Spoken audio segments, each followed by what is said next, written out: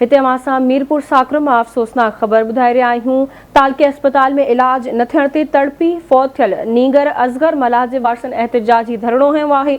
Civil society जे sir ते सियासी समाजी धुरियुनि पारां मार्च करे धरणो हयो वियो। एहतिजाज कंदड़नि पारां ॿारड़े असगर मल्हाह जे मौत जी ज़िम्मेवारी ख़िलाफ़ कार्रवाई जो मुतालबो कयो वियो आहे। मासूम असगर जे मौत जो ज़िम्मेवार तालके अस्पताल इंतज़ामिया मरफुद्दीन NGO इंतज़ामिया आहे।